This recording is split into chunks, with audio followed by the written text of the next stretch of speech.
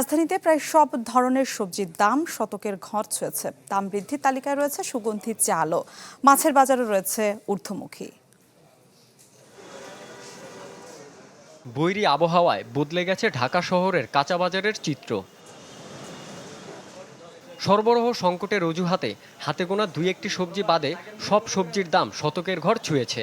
শুধুমাত্র ভিন্ন কারণে শাকের দাম রয়েছে 50 টাকার নিচে।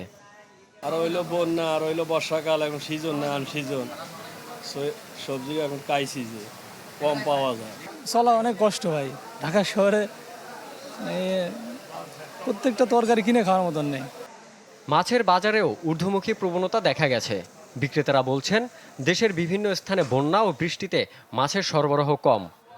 বাজার বাড়তে মাছ কম, কাস্টমারও কম আর কি। পাবদা হয়েছে আপনার 350 টাকা কেজি, ওই কাকি আছে 500 টাকা, আর চাবিলি আছে 200 টাকা কেজি। গত 15 দিনের ব্যবধানে 50 টাকা বেড়েছে প্যাকেটজাত সুগন্ধি চালের দাম। নগদ নিয়ে এলো হার না মানা হার অফার। সর্বনিম্ন 10,000 টাকা রেমিটেন্স নগদে পাঠালে থাকছে স্বর্ণের হার জেতার সুযোগ। তবে স্থিতিশীল আছে অন্যান্য চালের দাম। অন্যান্য চাল স্বাভাবিক আছে, মিনিকেট, আটাইশ, পাইজাম এগুলো স্বাভাবিক আছে। নারী চালের দাম আর পোলাও চালের দামই বাড়তি, পোলাও চাল অনেক বাড়তি।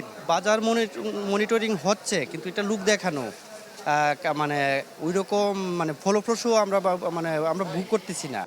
কার্যকর বাজার মনিটরিং না হলে সাধারণ মানুষের ভোগান্তি যে আরও বাড়বে তাতে কোনো সন্দেহই নেই, এমনটি মনে করছেন বাজার সংশ্লিষ্টরা।